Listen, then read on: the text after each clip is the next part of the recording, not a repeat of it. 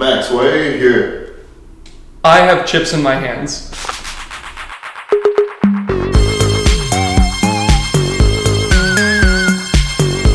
This is my roommate Max. He's quite possibly the most interesting person I know. Recently, he underwent 2 surgeries to get cybernetic implants in both of his hands, so I decided to make this documentary on the whole process. I have 3 microchips, 2 in my right hand and 1 in my left.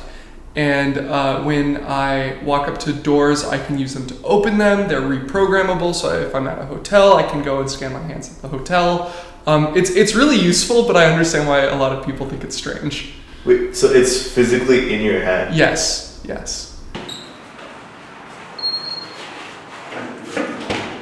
The chips work like this. As long as I have an existing key card or key that opens the door, I can duplicate it and put it in my hand. It's like a flash drive. When you explain this to someone, what's like the average reaction? It's kind of a fun magic trick, because either people stop talking to me, which means they probably wouldn't have liked the rest of the stuff about me, or they're interested and they ask a lot of questions. So it's kind of like a party trick that instantly filters people. That's good. So this is my room.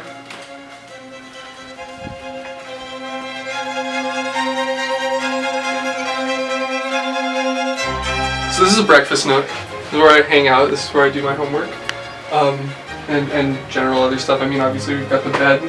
That's Ginger. Say hi, Ginger. So this is the light switch.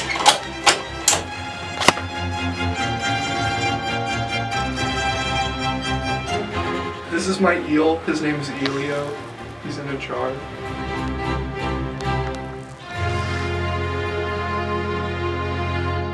Wait, so you said you got 2 chips in your right hand? First with your... So how was the process of getting this surgery? Painful. Well, for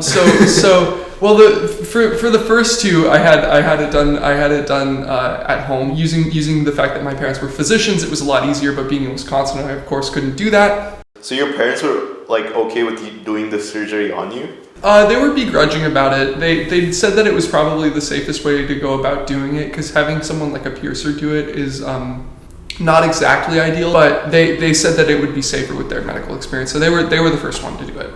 So you got your 3rd chip recently installed. What was that process like? I ordered this chip and it took like 2 months to arrive, and I needed to be sure I had someone who I was trusting to install it by the time it got here. So I was just sitting with this looming dread of, oh, you're gonna have to get this big needle punched in your hand in a surgery that's never been done before, in a place that's never been done before, because it's a custom chip, and you just have to hope that you're right. After talking to about I would say over 100 piercers within the Madison area, I finally landed on someone in Minnesota. And then that of course meant that I had to drive. So I did this whole drive there with friends to try and make sure I could have someone drive me back, because one of my hands wouldn't work and I might have fainted because it's bloody.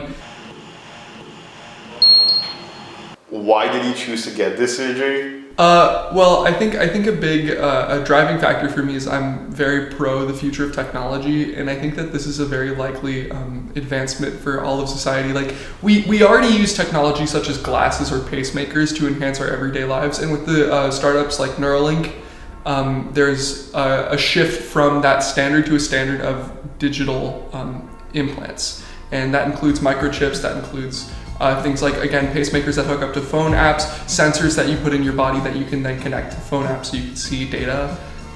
It's a big deal. You see that like this being like the future in like 10, 20 years time, a lot of people having? I don't know if necessarily chips would be the future for most people, but I think things like it are on the up.